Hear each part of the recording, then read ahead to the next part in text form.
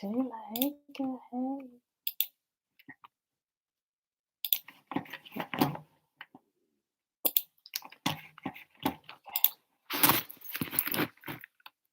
Demi Shalom. Okay, y'all. We're live on YouTube and Facebook today. Hopefully we have no problems at all. So we don't have any problems today. Okay. Well, happy Monday, y'all. It is May the 31st, last day of the month, May the 31st, 2021, day 168 of year 3 of reading through the books of the law and the prophets, also known as the Old Testament. And it is of the 3-year consecutive day count. It is day 837. That is without the Sabbath days or the feast days, Sabbath days added into the count because we rest on those days. Today we are reading the last 3 chapters of Nehemiah 11, 12, and 13. And then we're going to hop back over to Fossilized Customs and pick up where we left off at yesterday on page 117. All right, y'all.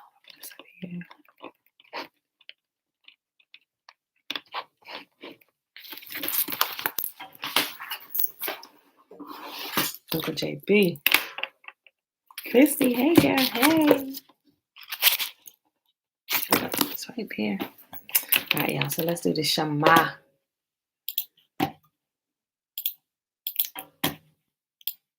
Everybody know where that is found by now. Deuteronomy chapter 6. We'll start it at verse 3. Remember, read the whole chapter for full context. I just pulled the meat of it out of it in order to do this. Hear, therefore, O Israel, and observe to do it, that it may be well with you, and that you may increase mightily, as Yahuwah, the God of our fathers, has promised us, in the land that flows with milk and honey. Hear, O Israel, Yahuwah, our God, he is one God. And you shall love Yahuwah, your God, with all your heart, with all your soul, and with all your might. And these words which I command you this day shall be in your heart. And you shall teach them diligently unto your children, and shall talk of them when you sit in your house, and when you walk by the way, and when you lie down, and when you rise up. And you shall bind them for a sign upon your hand, and they shall be as frontlets between your eyes. And you shall write them upon the posts of your house and on your gates. And Yahuwah commanded us to do all these statutes, to fear Yahuwah our God for our good always, that he might preserve us alive as it is at this day. And it shall be our righteousness if we observe to do all these commandments before Yahuwah our God as he has commanded us. Let's put this over here. Okay. Kenneth, shalom. All right, y'all. Nehemiah chapter 11. The people occupied Jerusalem. The leaders of the people were living in Jerusalem, the holy city. 1/10 of the people from the other towns of Judah and Benjamin were chosen by sacred lots to live there too, while the rest stayed where they were. And the people commanded everyone who volunteered to resettle in Jerusalem. I'm sorry, not commanded. And the people commended everyone who volunteered to resettle in Jerusalem. Here is a list of the names of the provincial officials who came to live in Jerusalem. Most of the people, priests, Levites, temple servants, and descendants of Solomon's servants continued to live in their own homes in the various towns of Judah. But some of the people from Judah and Benjamin resettled in Jerusalem. From the tribe of Judah, Athaiah, son of Uzziah, son of Zechariah, son of Amariah, son of Shephatiah, son of Mahalalel of the family of Perez. Also Messiah, son of Baruch, son of Hosea, son of Haziah, son of Adiah, son of Joarib, son of Zechariah of the family of Shelah. There were 468 descendants of Perez who lived in Jerusalem, all outstanding men. From the tribe of Benjamin, Salu, son of Meshullam, son of Joed, son of Padiah, son of Koliah, son of Messiah, son of Ithiel, son of Jeshiah. After him were Gabai and Salai, a total of 928 relatives. Their chief officer was Joel, son of Zikri, who was assisted by Judah, son of Hassanu, second in command over the city. From the priests, Jediah, son of Joarib, Jachin, and Sariah, son of Hilkiah, son of Meshullam, son of Zadok, son of Merioth, son of Ahitub, the supervisor of the temple of Yahuwah.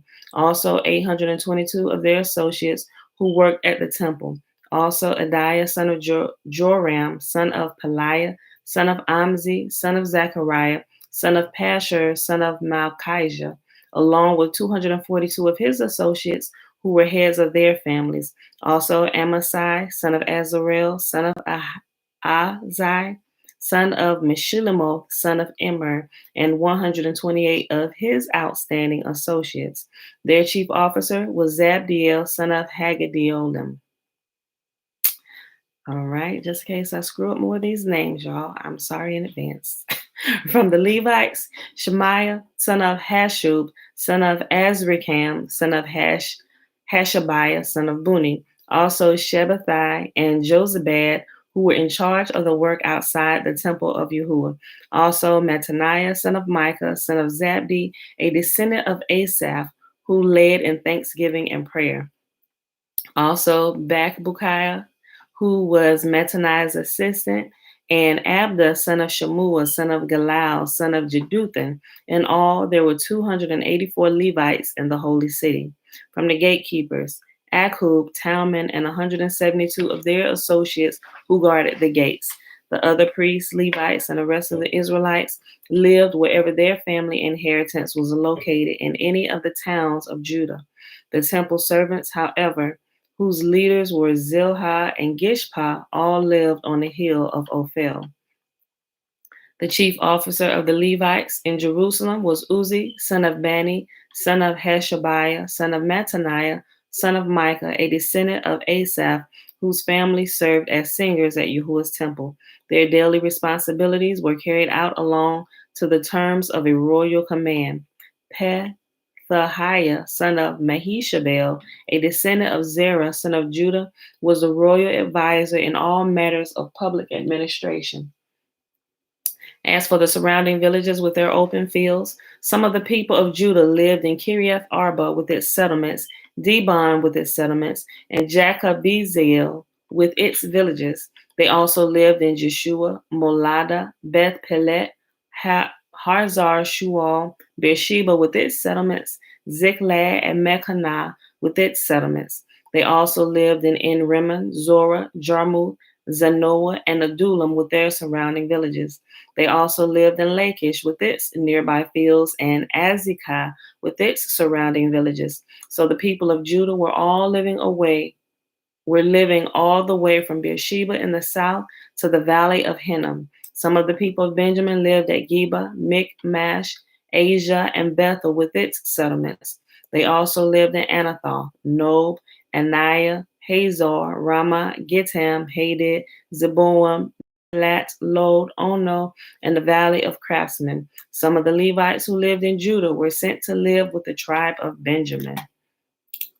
All right, so as they returned home, they were spread out everywhere around Jerusalem. Nehemiah chapter 12. Here is the list of the priests and Levites who returned with Zerubbabel, son of Shealtiel, and Jeshua the high priest.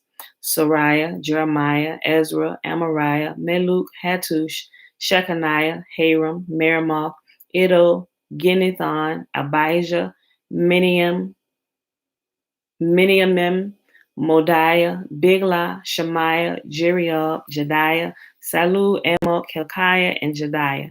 These were the leaders of the priests and their associates in the days of Jeshua. The Levites who returned with them were Jeshua, Benu, Kadmiel, Sherebiah, Judah, and Mattaniah, who with his associates was in charge of the songs of thanksgiving. Their associates, Bakbukiah, and Uni stood opposite them during the service. Jeshua the high priest was the father of Joachim. Joachim was the father of Eliashib. Eliashib was the father of Joiada. Joiada was the father of Johanan. Johanan was the father of Jaddua. Now when Joachim was high priest, the family leaders of the priests were as follows. Moriah was the leader of the family of Sariah. Hananiah was the leader of the family of Jeremiah. Meshullam was the leader of the family of Ezra. Jehohanan was the leader of the family of Amariah. Jonathan was the leader of the family of Maluk. Joseph was the leader of the family of Shechaniah. Adnah was the leader of the family of Haram. Helkai was the leader of the family of Merimoth.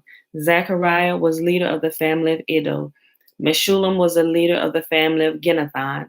Zikri was the leader of the family of Abijah. There was also a leader of the family of Miniamin. Palti was the leader of the family of Modiah. Shammua was the leader of the family of Bigla. Jehonathan was the leader of the family of Shemaiah. Mattanai was the leader of the family of Jeorib.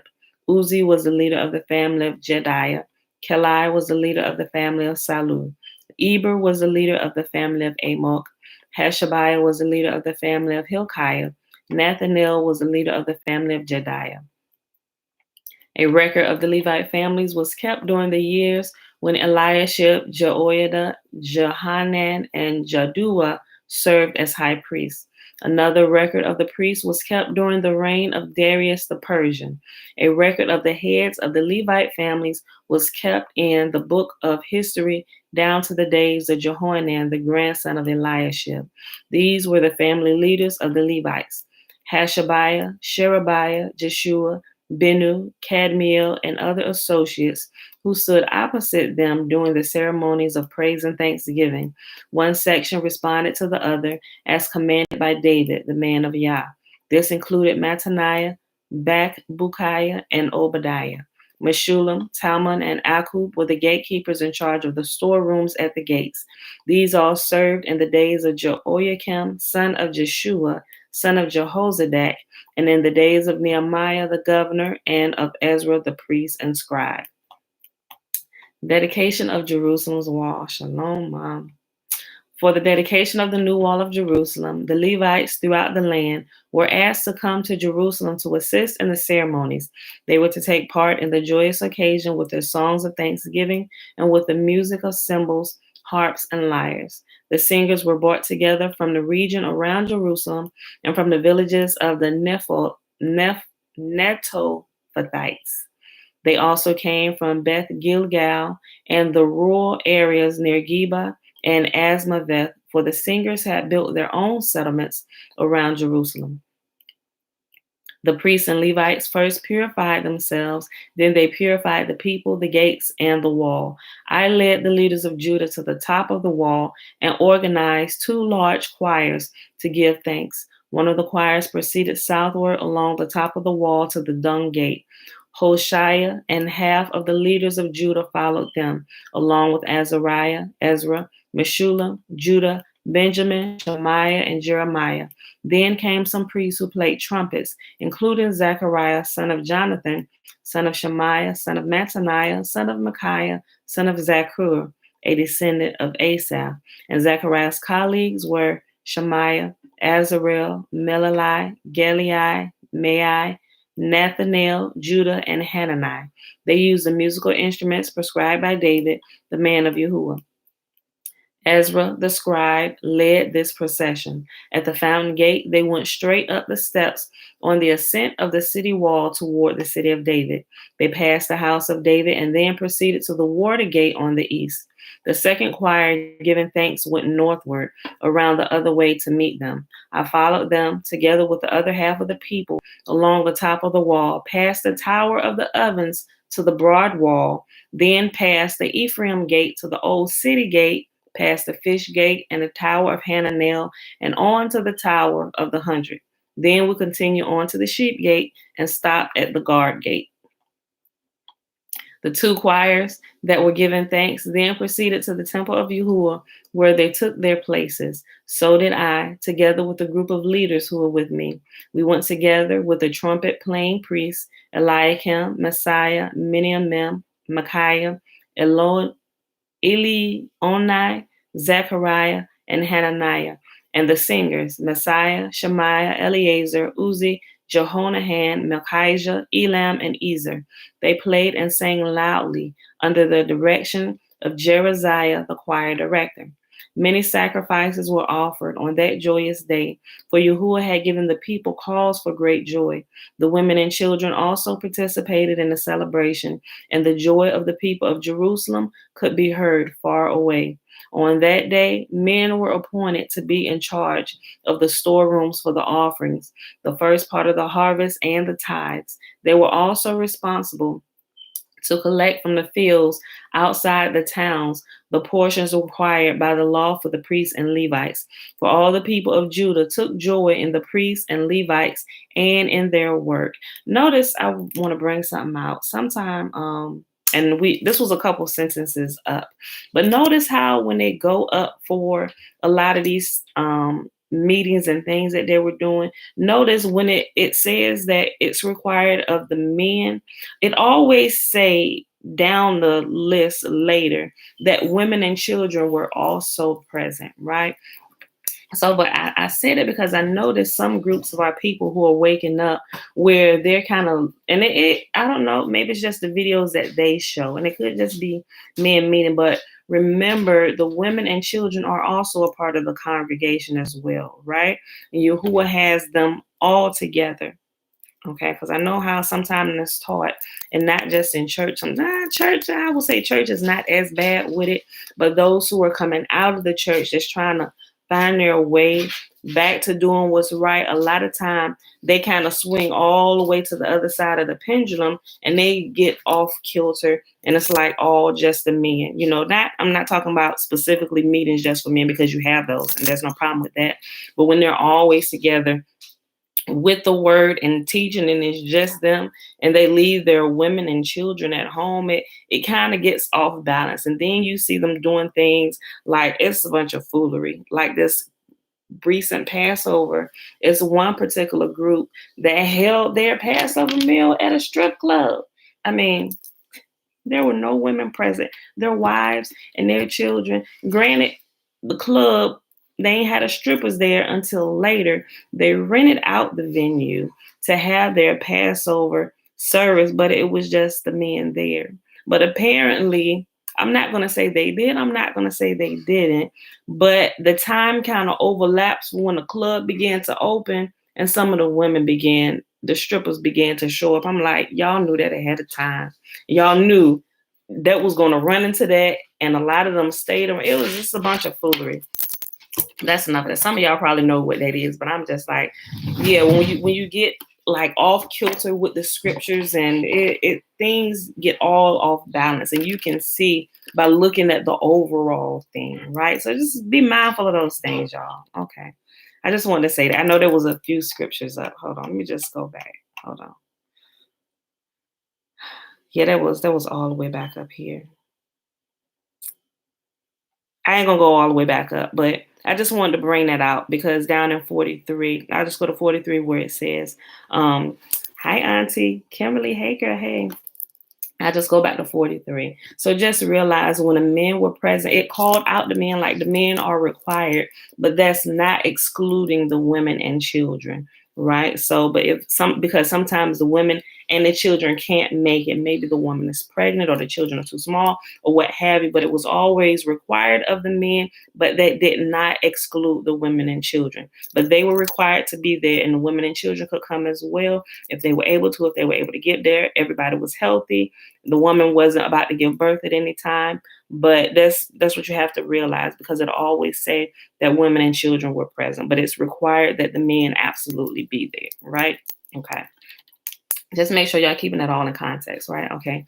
Verse 43, I go back up. Many sacrifices were offered on that joyous day, for YAHUAH had given the people cause for great joy. The women and children also participated in the celebration, and the joy of the people of Jerusalem could be heard far away. On that day, men were appointed to be in charge of the storerooms for the offerings, the first part of the harvest, and the tithes. They were responsible to collect from the field outside the towns the portions required by the law for the priests and the Levites. For all the people of Judah took joy in the priests and the Levites and their work. They performed the service of their God and the service of purification as commanded by David and his son Solomon, and so did the singers and the gatekeepers. The custom of having choir directors to lead the choirs and hymns of praise and thanksgiving to Yahuwah began long ago in the days of David and Asaph. So now, in the days of Zerubbabel and Nehemiah, all Israel bought a daily supply of food for the singers, the gatekeepers, and the Levites. The Levites, in turn, gave a portion of what they received to the priests, the descendants of Aaron. Do me a favor, go close that door all the way. Thank you. All right, y'all, last chapter for today, Nehemiah chapter 13. On that same day, as the book of Moses was being read to the people, the passage was found that said, no Ammonite or Moabite should ever be permitted to enter the assembly of Yahuwah, for they had not provided the Israelites with food and water in the wilderness. Instead, they hired Balaam to curse them, though our God turned the curse into a blessing. When this passage of the law was read, all those of foreign descent were immediately excluded from the assembly. Before this had happened, Eliashib the priest, who had been appointed as a supervisor of the storerooms of the temple of our God, and who was also a relative of Tobiah, had converted a large storeroom and placed it at Tobiah's disposal. The room had previously been used for storing the grain offerings, the frankincense, the various articles for the temple, and the tithes of grain, new wine, and olive oil, which were prescribed for the Levites, the singers, and the gatekeepers, as well as the offerings for the priests.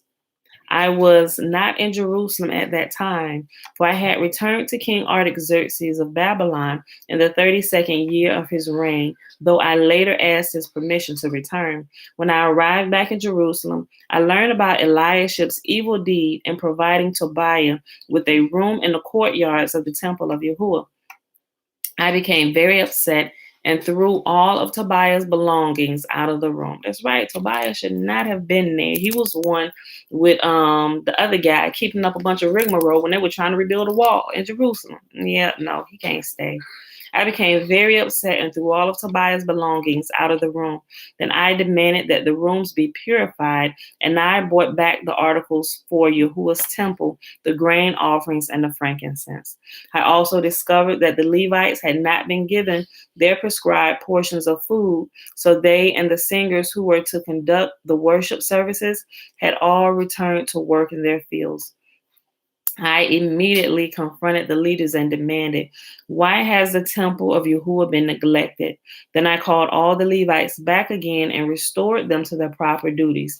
And once more, all the people of Judah began bringing in their tithes of grain, new wine, and olive oil to the temple of the storeroom. So this is repeated the second time about what tithes was: grain, new wine, and olive oil.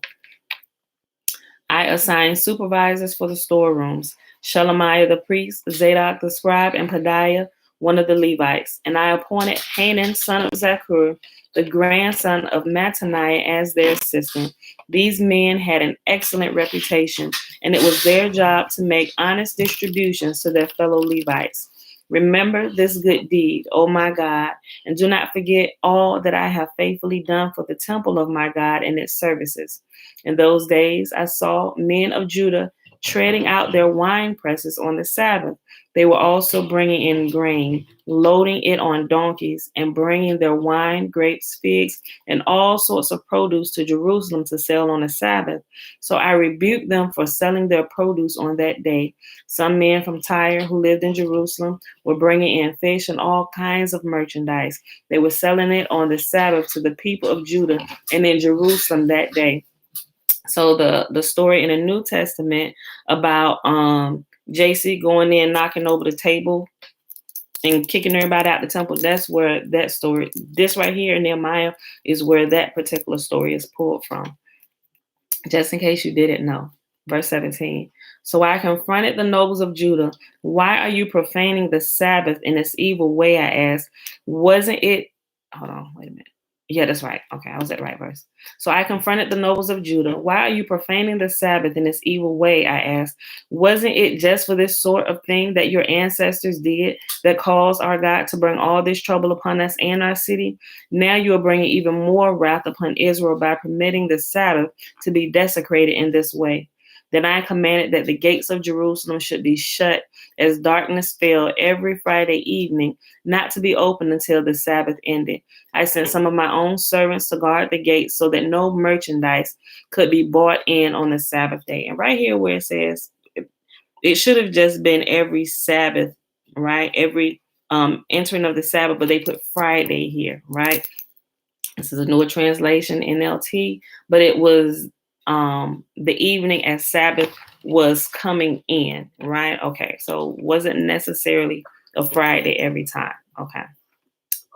I sent some of my own servants to guard the gate so that no merchandise could be bought in on the Sabbath day. The merchants and tradesmen with a variety of wares camped outside Jerusalem once or twice. But I spoke sharply to them and said, "What are you doing out here camping around the wall? If you do this again, I will arrest you." And that was the last time they came on the Sabbath. Then I commanded the Levites to purify themselves and to guard the gates in order to preserve the holiness of the Sabbath. Remember this good deed also, O my God. Have compassion on me according to your great and unfailing love. At the same time, I realized that some of the men of Judah had married women from Ashdod, Ammon, and Moab. Furthermore, half their children spoke the language of Ashdod or some other people and could not speak the language of Judah at all. So I confronted them and called down curses on them. I beat some of them and pulled out their hair. I made them swear in the name of Yahuwah that they would not let their children intermarry with the pagan people of the land. He had a bit of a anger problem, didn't he? Wasn't this it? But I can see why. It's like, we just got back here. Y'all doing this foolery again. We're about to be kicked out again. Wasn't this exactly what led King Solomon of Israel into sin? I demanded. There was no king from any nation who could compare to him, and Yahuwah loved him and made him king over all of Israel. But even he was led into sin by his foreign wives. How could you even think of committing this sinful deed and acting unfaithfully toward Yahuwah by marrying foreign women? One of the sons of Jehoiada, son of Eliashib, the high priest, had married a daughter of Sanballat the Horonite. That's what it was, Tobiah and Sanballat, keeping up all that foolery. One of the sons of Jehoiada, son of Eliashib, the high priest, had married a daughter of Sanballat the Horonite, so I banished him from my presence. Remember them, O my God, for they have defiled the priesthood and the solemn vows of the priests and Levites. So I purged out everything foreign and assigned tasks to the priests and Levites, making certain that each knew his work. I also made sure that the supply of wood for the altar and the first portions of the harvest were bought at proper times. Remember this in my favor, oh my God. Okay, y'all, so that's where we're going to stop today. And let's go ahead and pick up over here where we left off on Fossilized Customs. Levine, hey girl, hey. On page 117.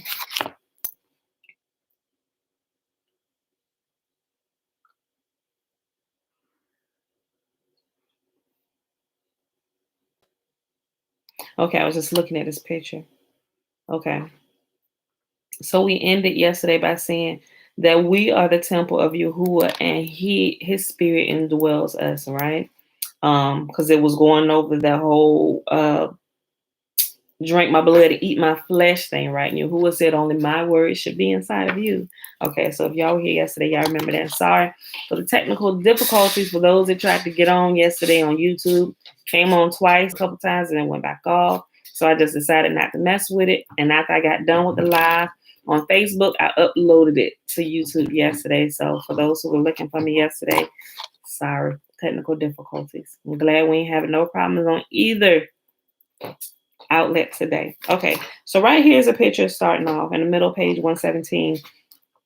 Transubstantiating lead into gold wasn't working, so they tried something else. So we're going to find out what that is right here. Okay, so you see the priest standing there around the altar. Okay. And I think it's good a lot of times. Maybe let me not say that. I don't know. Some people might take that the wrong way, but this goes back to having a a balanced group of people and not just one. Like I said, if you're not just having a men's meeting or a women's meeting or something set aside for like the children, it should always be a even balance of men and women in the place where you're at, especially if there's teaching or something going on, because questions should be asked. And although everything needs to be kept in order and it shouldn't be all over the place with people hollering out and asking things out of turn, right? Because I think that's where the teaching comes in the New Testament, where you got Paul. Paul was visiting a group of people who had unruly wives, but a lot of people have taken it. He was trying to get the people to calm down. It's like, listen, okay, see, women got a lot of questions here. Men, listen, I'm gonna talk to y'all. Y'all address all your wives, right? But they've taken that and made that overall thing throughout everywhere, right? And sometimes, I guess, sometimes it's okay, and sometimes it's not, and it just depends on who is up, what they're talking about. Because having both parties, the opposite sex, it brings balance, right?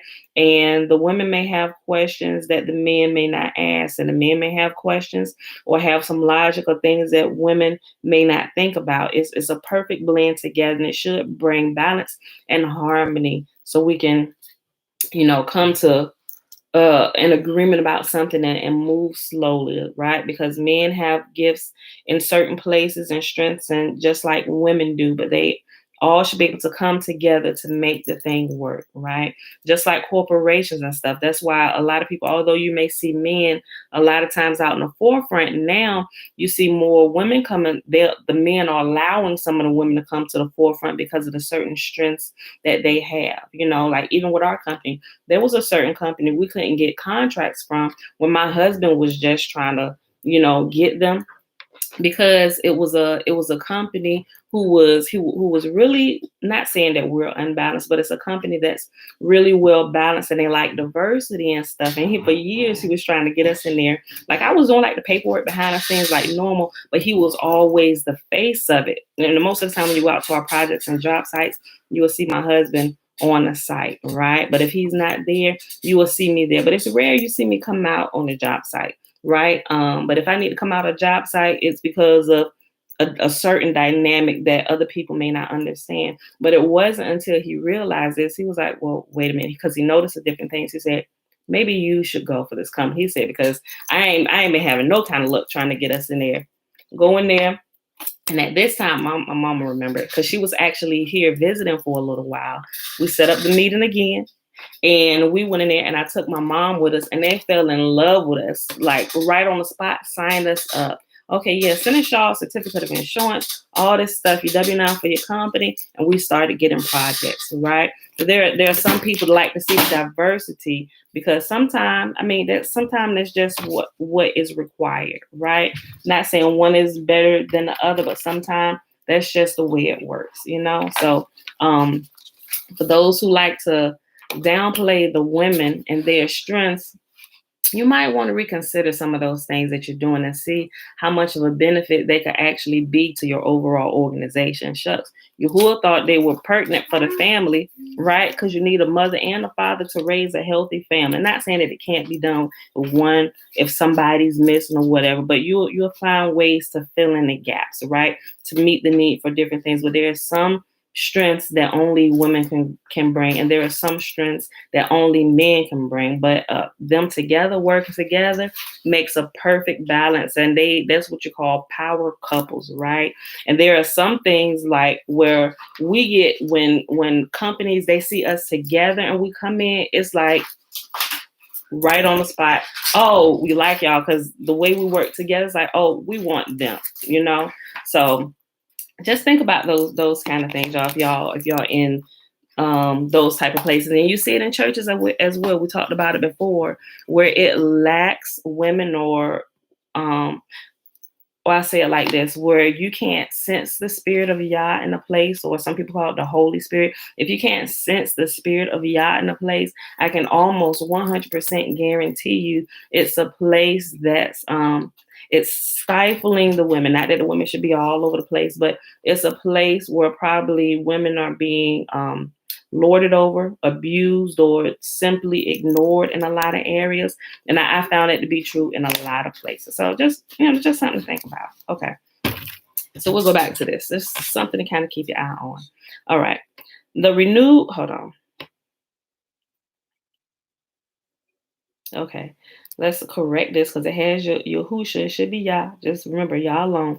The renewed covenant is receiving the spirit of Yahuwah, and he writes his covenant or Torah on our hearts, and we walk in the commandments obediently. Right. So that's what Yahuwah says, that his renewed covenant, his new covenant would be, he said, just like the covenant I gave to your ancestors, but this time I'm not going to give it to you on tablets of stone like I did to them. He said, this time I'm going to inscribe it on your hearts. It's going to be the same exact thing. And so you're going to love them, and you're going to be my people, and I'm going to be your God. So nothing has changed. He said, this time, instead of giving it to you on tablets and in the book or whatever, I'm going to inscribe it on your heart, right? Meaning we're going to take it and it's going to become a part of us, and we're going to live it and walk in it. Ain't nothing changed about that, right? So even if you think about what people said, the old covenant, Old Testament, whatever, it was impossible to walk in. Well, if that was the case, why did he say he was going to give us the same exact thing, right? But this time he's going to make sure it's imprinted on our hearts. How does it get there? Because we spend all this time in this last captivity searching for him, and we put it inside of us, and that's how it gets. As we read it and we turn back to it and we practice it, it literally indelibly gets imprinted on our hearts, right? Okay. And I'm sure he sprinkled a little bit of his super on top of our natural, right? Okay.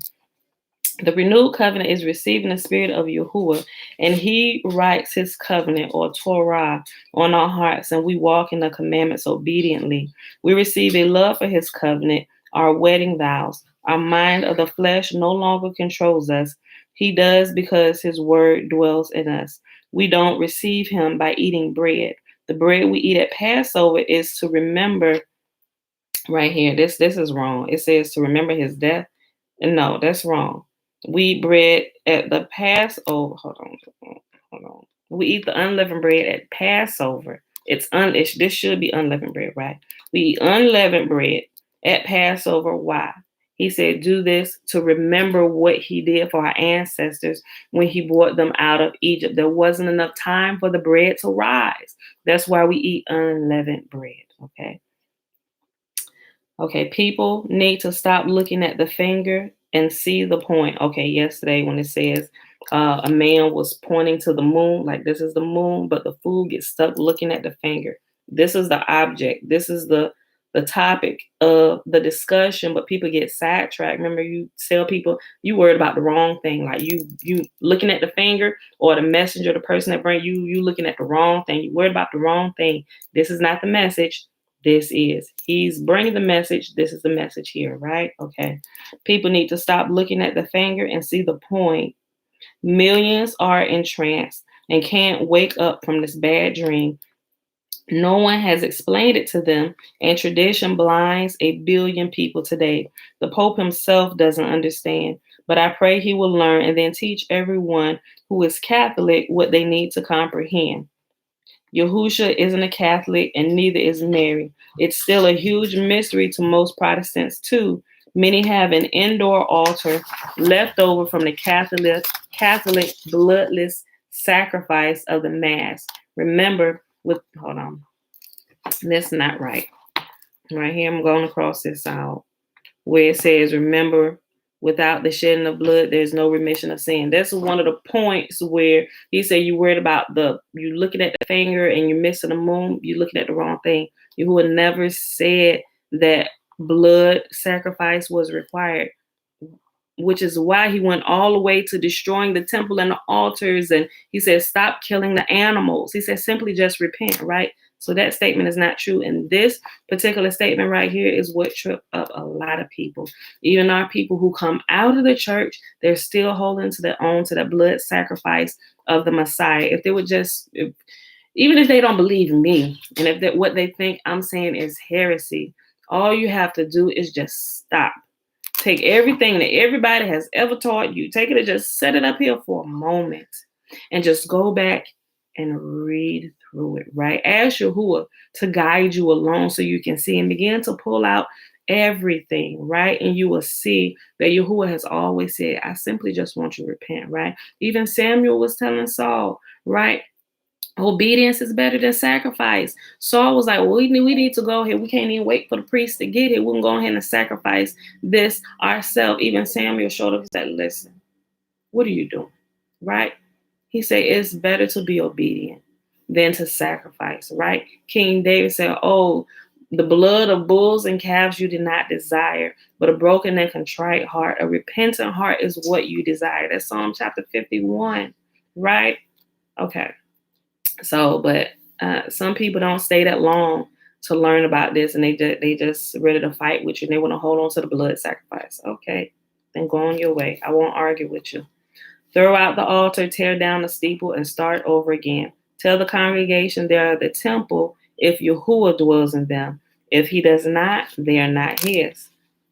Not serene. The prophecy of the watchman. There will be a day when watchmen cry out on the hills of Ephraim. This is from chapter 31, verse 6 of Jeremiah, and in the same chapter as the prophesied renewed covenant. The word watchman is not serene. We are the guardians of the word and the name, right? We keep Yahuwah's word. And all we do in his name, just like the prophets of old, Elijah, Jeremiah, Isaiah, all of them, right?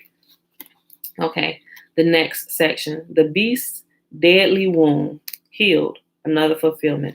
After Constantine's action of moving the head of the Roman Empire to Constantinople, the empire faded into what is called the Byzantine Empire. Rome was in ruins, wounded to death. By the 6th century CE, the bishop at Rome was regarded more highly than any other by reputation, simply because the name Rome was a profoundly stirring one. During the 7th century, the Bishop of Rome took on the Mithraic title Pope or Papa. The title Pontifex Maximus was also bestowed on him, the Kaiser's title. Caesar is also spelled Ceasar, Czar, and Kaiser, Khasar. By the end of the 8th century, Rome was resurrected back to life in the leadership office of the Pope. And in the 800th year, this bishop crowned King Charlemagne the defender of the faith and announced the beginning of the Holy Roman Empire, or First Reich. This remained intact for 1,000 years. The pages of history record the evil fruit of death and destruction of this empire. The symbol of Kaiser's authority can be seen on the front of the U.S. coin, the dime, or a 10-cent piece. It's a bundle of reeds wrapped in red leather strapping called a fasces. I think that's right, fasces, from which we derive the term fasces. Kaiser's throne had this symbol under the armrest on the left and right. It symbolized complete unity and the power to control and punish all opponents, to magistrates and Kaiser's universal authority. The head was wounded again in the 1500s during the time of the Reformation. The kings and princes of Europe turned away from the papacy's authority, and this was another deadly wound to the head of the beast. Ecumenism is an attempt to heal this wound by bringing all Protestants back into the fold under the Pope. The clergy, nobility, commoner chain was broken when the nobility or princes turned away from the teaching authority of the papacy. To heal this wound, the Societas IESU, or the Jesuit order, was instituted to restore authority to the papacy. This order works diligently toward this goal to this day. The planner's scheme to heal this wound is through ecumenism, bringing the whole world together under the World Council of Churches, the UN organization, the United Religions Initiative, URI. And here's their logo right here. See if y'all can see that. Make sure that's not blurry. It looks blurry on Facebook, but it's clear on YouTube. I hope y'all can see it. Okay. Fascists salute their Caesar in Rome in 1938. Okay, I'm going to show you this picture. Y'all know who does that type of salute, right? It's about to get into it. Can you see it? Okay. The men in the picture above include Adolf Hitler, Mussolini, and Hitler's inner circle of fascist henchmen. Who would Hitler himself salute with the old Roman soldiers' salute? These fascists march with a swastika cross inside a golden wreath modeled after the old Roman-style banners in their military parades. The word reach means realm, and the first reach was the Holy Roman Empire, as your dictionary will explain. This third reach was planned to last 1,000 years, like the first one. Satan was unleashing his final solution on the earth, establishing Catholicism with Hitler as the defender of the faith. Concordance. Concordance. Hold on. Oh, that's different from concordance. Okay. Concordats. Concordatats. Okay. Individual nations signed a concordat with the Vatican, a written arrangement which officially recognized only Catholicism as the national religion. All other religions were banned and severely persecuted by the power of the state, which signed the concordat. Concordat means the state was in accord or agreement with the Vatican. To a citizen in such a Catholic nation, their ultimate authority was the Pope, then the leader of their nation, local civil authorities, teachers, and parents.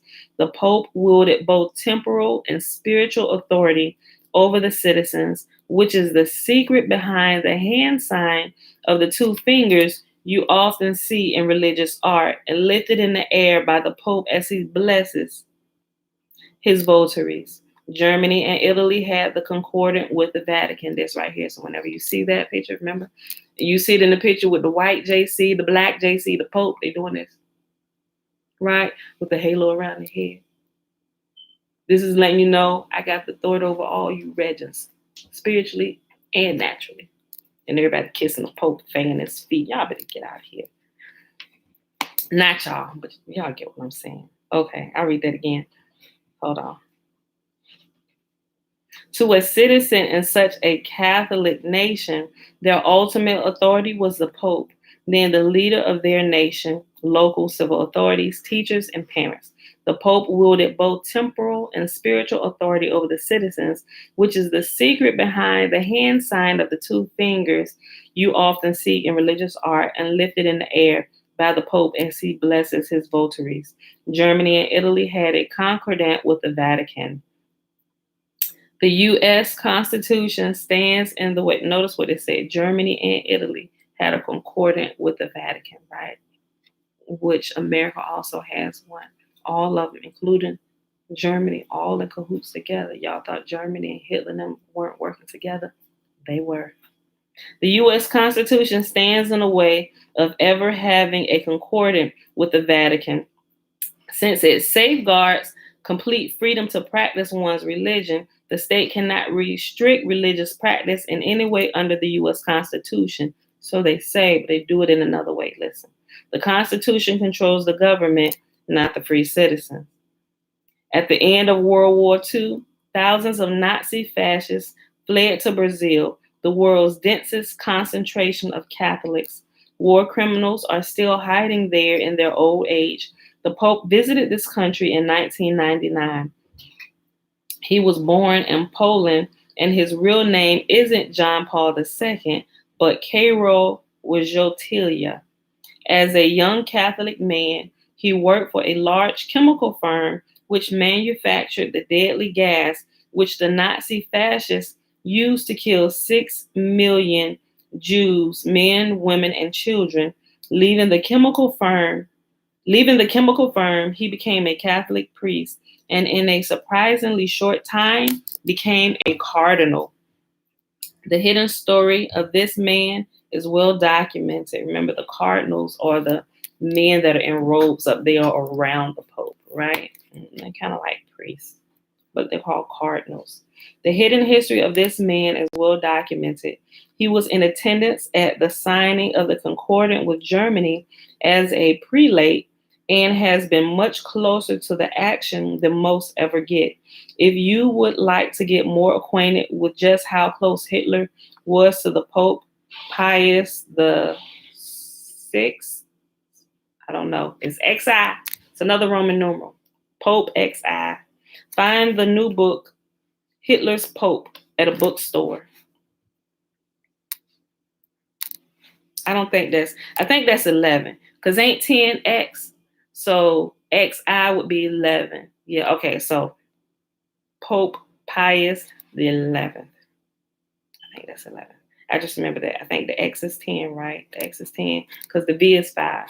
V, 11. Okay, I figured it out before Dana posted it. 11. Okay, I'm getting better, y'all. I ain't bring my chart up here. Okay, but I just remembered the X.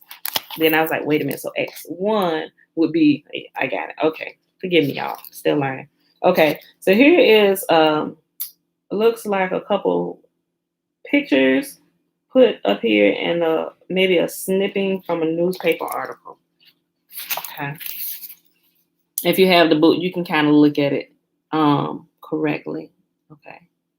I mean, you can look at it closer so you can see it. And now I'll kind of read it, but just so you can see the pictures. Okay. All right, so I'm going to read what it has around the picture. Okay. Okay, so on the side of it up here, it has Adolf and his Holy Father, then Pope Pius XI, and Hitler, the beast in action. Then it has the Roman beast. Okay, under the first picture, it has poster proclaiming Papist Nazi solidarity, not widely seen outside of Germany. The second picture, the one in the middle, it says it's a religious thing you wouldn't understand. And of course, that's the one with the soldier having a gun to the head of the man who's holding a baby. And the picture under it doesn't have anything, but the little newspaper clipping or definition says reach. Territory or government of German Empire or Republic, specifically the first reach, the Holy Roman Empire, 9th century to 1806. The second reach, the German Empire, 1871 through 1919. I think that's Weimar, Weimar, it's a little blurry. The Weimar Republic, 1919 through 1933, and the third reach, 1933 to 1945. Then it has German from Old High German, R-I-H-H-I, realm. Okay, I'll show the picture to you again. All right. And if you got the book, like I said, you can see it a little bit more close and you can read it yourself. Okay. All right, the Crusades. Where we at? Okay, we have 54 minutes. All right. They were called Crusades because the rampaging murderers wore a large red cross on their chests. They were sent off by various popes to recapture the Holy Land from the infidels, killing, raping, looting, and burning libraries in their path. These 13 divine campaigns defy description. They flung the civilized world into the dark ages and made no small contribution to the spread of the Black Death. Sure, fleas and rats carried the plague, but 25% of the continent perished in part because the fleas were being carried by these travelers as well. Several organized secret societies were spawned within Catholicism during this time period, which you can independently research. Curia, the Society of Jesus, or the Jesuit order, founded by Ignatius de Loyola, Jesuit general, the Black Pope, the real power behind the Pope, Alumbrados, Opus Dei, Knights Templar, and École Biblique. Okay, so that was 1, 2, 3, 4, 5, 6. That was 7 of them. Okay, because it looks like the Society of Jesus or Jesuit order, it looks like it's the same thing. or maybe there's two different ones. If it's not, because it says the Society of Jesus, or Jesuit Order. So that may be two. I'm gonna have to look it up. I didn't look it up, but I've commonly heard about the Jesuit Order. So it could be the same thing, or they could be separate ones. If they're separate ones, then this is 8 and not 7. Okay. Jesuit Illuminati. Okay, the following was received by internet in CE 1986 from an anonymous source, the Jesuit Illuminati. In recent years, there have been hushed whispers about the secret society called the Illuminati and their conspiracy to control the world. Born Yehudi, he converted to Roman Catholicism and became a professor of canon law at the University of Ingolstadt in Bavaria. Ingolstadt. I may have said that wrong. It's spelled Ingolstadt in Bavaria. He became Jesuit priest and then formed his own secret organization after the Jesuits were suppressed in 1773. The Order of the Illuminati was founded May 1st, 1776 by Dr. Adam Weishaupt. That's German, I think. Weishaupt. He was 27 years old in 1776. The secret order began with 5 members, and each had a secret name. Weishaupt was Spartacus, and his chief assistant, Herr von Zwack, took the name Cato. Weishaupt hoped to attract the German Freemasons, but was unsuccessful. Finally, a few prominent citizens joined in Munich to receive the mysterious title Areopagite. Areopagite. Okay, and it's about to go over the 3 classes. In 1779, Weishaupt divided his secret organization into 3 classes: novice, Minerva, and illuminated Minerva. Minerva is the pagan name for the mother of the sun from the mystic hymns of Orpheus, the hymns which are the basis of the Gregorian chant. Each candidate had to swear an oath to secrecy plus unconditional obedience to Weishaupt. One feature of their society was a most unusual system of mutual espionage. Every member spied on every other member. When the novice was promoted to the Minerval stage, a solemn initiation ceremony was performed. In a dimly lit room, the identities of other members of the society were revealed to him, up to and including the Minerval grade, but not the upper grades. By the time he reached the grade of illuminated Minerva, he learned the ultimate aims of the order: the abolition of all governments, inheritance, private enterprise, patriotism, religion, the family unit, and the creation of a new world order. All right. So that's what I'll read that again. Their ultimate goal. So if you ever heard anything about the Freemasons, or if you've ever been a part of it, whatever grade you are, whatever class or whatever ranking you are, you only have as much information as, so say if you are on the 10th level, 10th grade, you only have knowledge of levels 1 through 10. The only up to your grade you're able to understand, not the higher grades, right? This is the same thing. So as you get higher, you actually learn the deeper details and more truth. So you probably have lower ranking Masons that really don't understand what the order is all about, which is why you see a lot of Christian people calling themselves Masons and joining the order. Like, you can't worship Yahweh. Well, granted, they're worshiping God, but I get what they're thinking, right? They're worshiping God, but they're also a Mason, right? But they look at it like a brotherhood, you know? It's one of those type of things where they don't really know the true plans and the true origin of what this society is all about.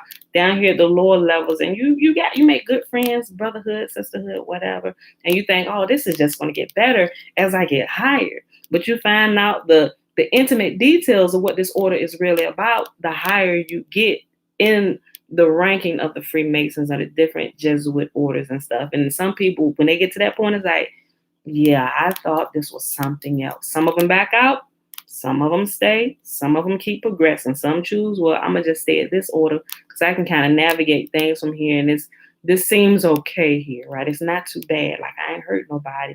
I ain't got to do. I'm gonna stay right here, right? Okay, listen. Let me go back and read this. One feature of their society was a most unusual system of mutual espionage. Every member spied on every other member. When the novice was promoted to the Minerval stage, a solemn initiation ceremony was performed.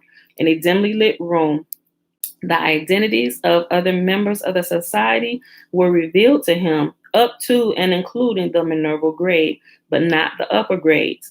By the time he reached the grade of illuminated Minerval, he learned about the ultimate aims of the order. And here's what that is. Here are the ultimate aims or the true intentions of this particular secret society. The abolition of all governments, inheritance, private enterprise, patriotism, religion, the family unit, and the creation of a new world order, right? Fascism had much the same objectives since the leader was the father and there was no room for any other allegiance. The United Nations is the NWO or the New World Order, right? So if you pay attention to a lot of stuff, they try more and more to get the NWO involved in a lot of world disputes and stuff. They're gradually shifting it from the individual governments to laying it all on the shoulders of the NWO or the United Nations, right? The United Nations is the New World Order. YAHUAH wrote to his chief assistant Cato, the most admirable thing of it all is the most admirable thing of it all is that great Protestant and Reformed theologians who belong to our order really believe they see in it the true and genuine mind of the Christian religion. Oh man, what can you not be bought to believe? YAHUAH knew how to lure the unsuspecting and at one time wrote, these people swell our numbers and fill our treasury. Get busy and make these people nibble at our bait, but don't tell them our secrets. They must be made to believe that the low degree that they have reached is the highest. YAHUAH gradually infiltrated the Freemasons. On July 16, 1782, at the Congress of Wilhelmsbad, an alliance between Illuminism and Freemasonry was finally sealed. On that day, the leading secret societies were infiltrated and to some degree united, numbering more than 3 million members. Eventually, the Bavarian government banned both the Illuminati and Freemasonry on March the 2nd, 1785. Okay, I'll make some of that in a minute, Pooh. Hold on. Who ate one? It looks like they ate them up last night, baby. Huh? It looks like they ate them up after Dad cooked. I still want some. I'll make you some more in a minute. Hold on. Okay. YAHUAH was forced to leave the country. The Bavarian government heard 4 leading members of the Illuminati testify before a court of inquiry exposing the Luciferic nature of its aims. A vast array of documents were found in the Illuminati headquarters. The Bavarian government published them to warn all other countries of Europe. The name of the document was The Original Writings of the Order and the Sect of the Illuminati. Just in case you want to go look that up. It's called The Original Writings of the Order and the Sect, SECT, of the Illuminati. Lucifer is a Latin word based on Lucia, light, and means light bringer. The word Illuminati means holder of the light. By the time the document was published, 15 lodges of the order of the Illuminati had been established in the 13 American colonies. There was a lodge in Virginia that was identified with Thomas Jefferson. In 1797, Professor John Robinson published proofs of a conspiracy in which he warned the world of Illuminati infiltration into Masonic lodges. There is a connection between the American Revolution and the Illuminati. And so we have the Illuminati Great Seal, which everybody knows, where you can find that on the back of the dollar bill, right? You can find it. I wish I had my wallet down here. You can find it on a few of them. And I think that's on the back of a quarter too. Don't quote me. I should know that, right? I should know that for real. Tootie, go bring me your little wallet so I can look at your change. I can't. It's gone. Okay. All right. I wish I had it close to me. I would have grabbed mine all the way upstairs. All right. But anyway, if y'all got to put it out and look at it. Find out which one, the coins and the dollar bills and stuff, the fiat currency, what it's on the back of, or where it's located on the fiat currency. All right. Dr. Adam Weishaupt, the Jesuit Illuminati founder, adopted the familiar all-seeing eye symbol when he first set up operations in Bavaria. The symbol is found on the back of the dollar US bill. The Roman numerals at the base refer to 1776, the date he founded the Illuminati, and it conveniently corresponds to the year of the U.S. Declaration of Independence. This eye symbolized a big brother and the mutual spying system of the domain. Oh yeah, so if you go back, what he said, at the lowest orders, they were all spying on each other. Okay, this all making sense. Okay, hold on. It said, hold on.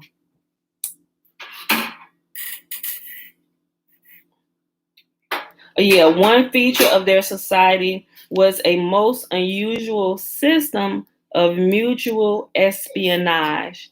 Every member spied on every other member. Okay, so that's at the lowest levels. So if y'all noticing this, like Big Brother, that's the lowest levels of this, y'all. And y'all right, they watching it. Your phone, if you can watch your phone can watch you. It's called screen screens, y'all. Screen screens. Not can you watch it, but it can also watch you. You ever had your phone take picture and start recording you? Yeah, it does. It's not just a glitch, y'all. Okay. This eye symbolized a big brother and the mutual spying system of the domain.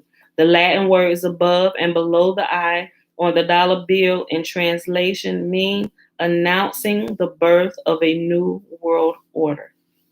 The all-seeing eye is seen in the meditation room at the United Nations building in New York City.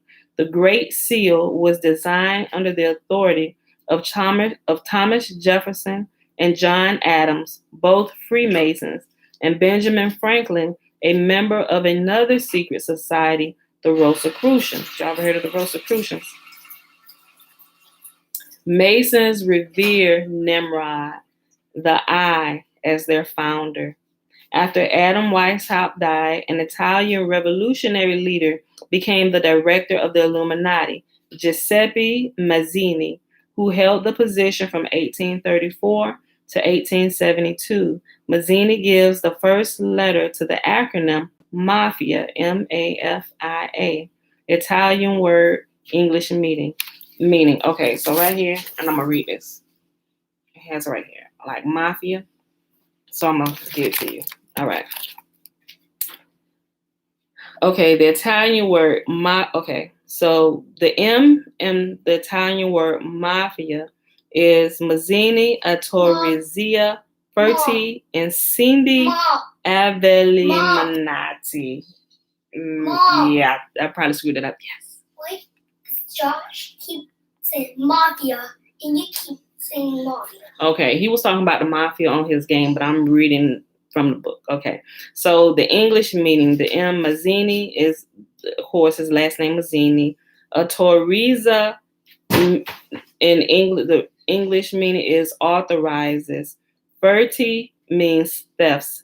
Incendi means arsons. And aveliminati means poisoning. So Mazzini authorizes thefts, arsons, and poisonings. Mafia. Okay. The Mafia acronym developed in about 1859. And we're going to pause after we finish reading this section about this. Those are my chia seeds to put on top of my smoothie, Tootie. Leave them alone. I try to make my coffee. You making some coffee? No, you're not. You can make me some coffee. This Mafia acronym developed in about 1859. The organization was previously called Camorra since 1800 and was an Italian criminal society. This information is supplied in the 1945 Encyclopedia Americana.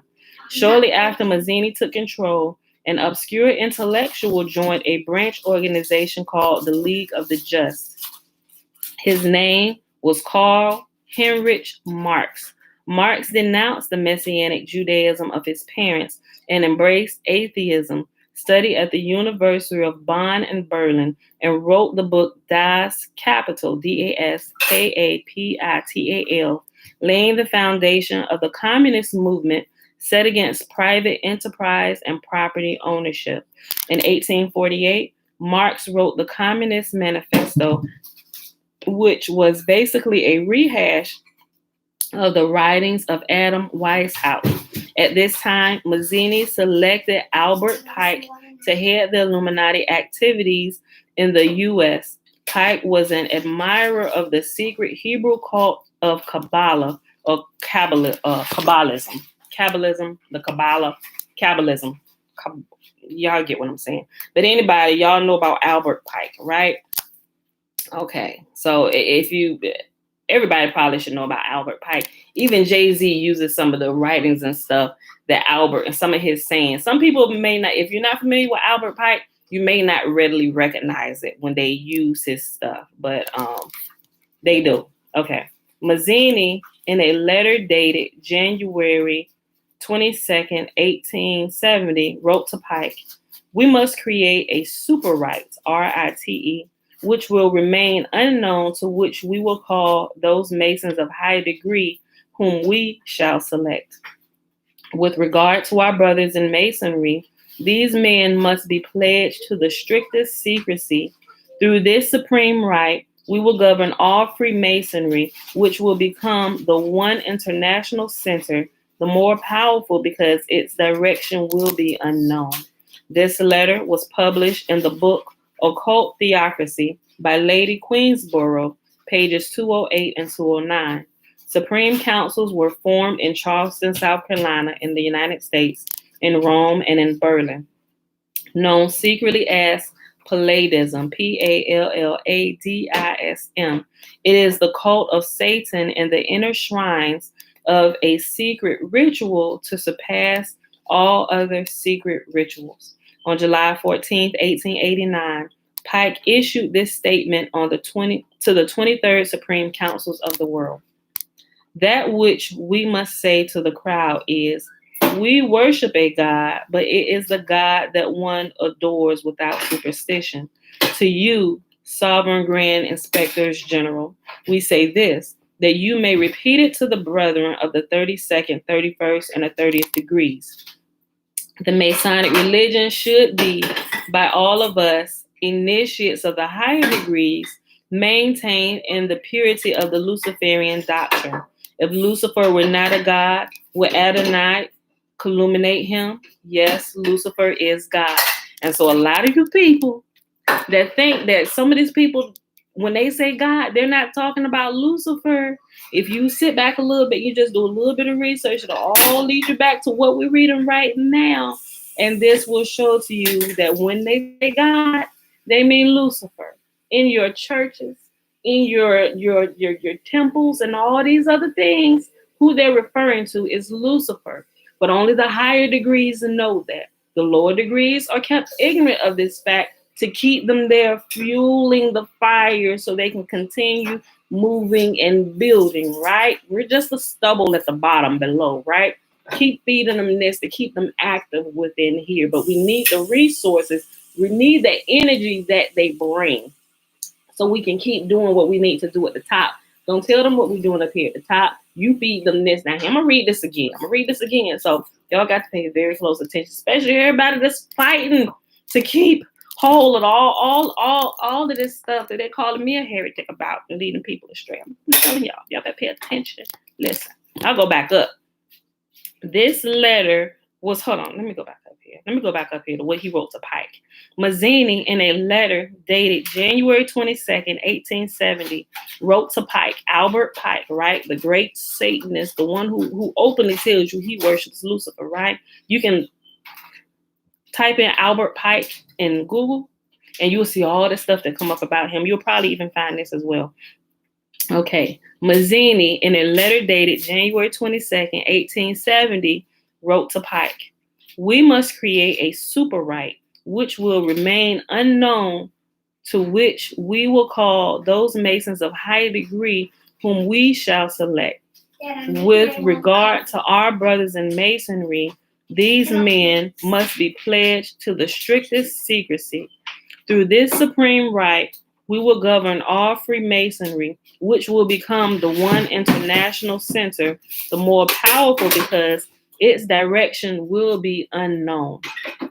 This letter was published in the book Occult Theocracy by Lady Queensborough, pages 208 and 209. Supreme councils were formed in Charleston, South Carolina, in the United States, in Rome, and in Berlin, known secretly as Palladism. It is the cult of Satan in the inner shrines of a secret ritual to surpass all other secret rituals. On July 14th, 1889, Pike issued this statement to the 23rd Supreme Councils of the world, to the 23 Supreme Councils of the world. And here's what he said. That which we must say to the crowd he's pretty much said, this is what y'all need to say to the people. This is what you must say to the crowd, to the masses of people. Here's what you say. Say it just like this. We worship a God, but it is the God that one adores without superstition. To you, sovereign grand inspectors general, we say this. Like, this is what you say to them, but this is what we say to you. So you know, right? Listen. To you, sovereign grand inspectors general, we say this, that you may repeat it to the brethren of the 32nd, 31st, and 30th degrees. The Masonic religion should be, by all of us, initiates of the high degrees, maintained in purity of the Luciferian doctrine. If Lucifer were not a god, would Adonai calumniate him? And it has in parentheses, would Adonai Yahusha calumniate him? Or it's saying, would Adonai was calumniate? If Lucifer were not a god, would Adonai Yahusha calumniate him? And it says, yes, Lucifer is God, which we know he is not, right? But this is what he's saying in his letter to his people. General Albert Pike, 33rd degree, quoted from the Freemason, the Organ of English Freemasonry, January 19th, 1935. Mom, in 1871, hold on, baby. Mom, guess what? What? I can cook this before it tastes good. Okay, very good. In 1871, Giuseppe Mazzini issued a remarkable letter in which he graphically outlines plans for 3 world wars. Oh, yeah. Most people off today, so let me finish reading this, all right? Let me finish reading. If you got to go to work, go ahead and go to work on this day. But it's a holiday for everybody, so that's why I kept reading, right? Okay. Well, whatever. It's Memorial Day, so hoorah to all our fallen comrades, right? Okay. Until recently, this letter was on display in the British Museum Library in London. Pike aided in making this plan known in the U.S. It was a blueprint for 3 wars called the Mazzini-Pike plan. Bella, close it. The Mazzini-Pike plan. Its ultimate goal was eventual world domination. The letter outlined 3 relatively simple strategies. It called for communism, fascism, and the struggle for the Mideast to foment 3 global wars and at least 2 major revolutions, which we're in that 3rd one now that they're they're trying to do with all the stuff that's going on over there in the Middle East today, right? So when we talk about prophecies, things that we see in the New Testament, remember all of this stuff is together, right? They are controlling all of this. So if it look like prophecies are coming to pass with something that we read back here, and it lines up with all this rigmarole, you have to know that they are controlling this. So yes, indeed, it looks like prophecies are coming to pass, but they are controlling this because they wrote all of this, right? For complete world domination, like seriously, the New World Order, like all of this stuff, right? Mom, I want some. Go ahead and get some. I cannot open it. There you go, baby. Okay. Until recently, this letter was on display in the British Museum Library in London. Pike aided in making this plan known in the U.S. It was a blueprint for 3 wars called the Mazzini-Pike plan. Bella! Just get some. You ain't got to do all that. You mixing it up like, listen, all you got to do is get a spoon of it. You're not going to eat it like it's ice cream. She getting sea moss, y'all. It's only a little bit love, but she mixing up like she about to sit here and eat this whole thing. It's purple. I made a batch of purple sea moss, but I got cinnamon and lime in it and blueberries. She's so funny. Okay. The Mazzini-Pike plan, its ultimate goal was eventual world domination. The letter outlined 3 relatively simple strategies. It called for communism, fascism, and a struggle for the Middle East to foment 3 global wars and at least 2 major revolutions. World War I was to destroy the Tsarist government of Russia and replace it with militant atheism. World War II would begin by manipulating Great Britain and Germany to achieve a global war, which was done almost single-handedly by Adolf Hitler. Yes. Mom, now Jay's coming over. They might be back over a little bit later today. World War III. Tootie, wait a minute. We'll talk about this in a second. Hold on, I'm almost done. Sheesh. World War III of the Mazzini-Pike blueprint called for the firing up of the controversy between the Israeli and the Muslim world. They hoped that the Zionists and the Muslims would destroy one another and bring the rest of the world into a final conflict. The Great Battle would usher in a complete social, political, and economic chaos. To fill the void created by the Great Battle would come a world government headed by the Illuminati. In Illuminati doctrine, Lucifer is God and Satanism is heresy. Okay. We'll pause right here. Because it's starting another section. Although it's tying it in, we'll stop right here. Because it starts as this end of internet data. So we'll tie this back in tomorrow as we keep going, but we're gonna pause right here. Because Tootie Baby making a bunch of noise. So I hope y'all got something out of this today. This was really enlightening. It was really enlightening for those of you that didn't know. It gave me a little bit more information on things I forgot about. But we're going to get into the Eastern Stars, the women Freemasons tomorrow as this picks back up, right? Okay. So if you got it, go ahead and read ahead if you want to. If you want to just wait for us, that's cool too. Give me that spool. Okay. All right, y'all. So we read the last of the book of Nehemiah, 11, 12, and 13. Then we read Fossilized Customs. We start on page 117 all the way to page 124. Y'all, today it is the last day of the month of May. It is May the 31st, 2021, day 168 of year 3 of reading through the books of the law and the prophets, also known as the Old Testament. Of the 3-year consecutive day count, we are on day 837 without the Sabbath days or the feast day Sabbath days added into the count.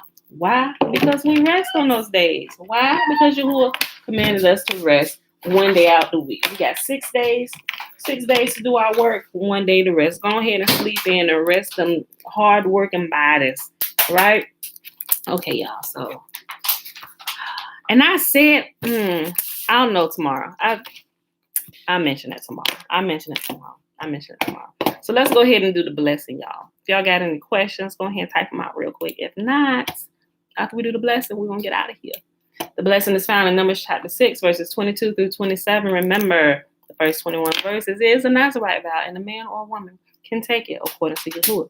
And YAHUAH spake unto Moses, saying, Speak unto Aaron and unto his sons, saying, On this wise ye shall bless the children of Israel, saying unto them, May YAHUAH bless us and keep us. May YAHUAH make his face to shine upon us and be gracious unto us. May YAHUAH lift up his countenance upon us and give us peace. And they shall put my name upon the children of Israel, and I will bless them. All right, beautiful people.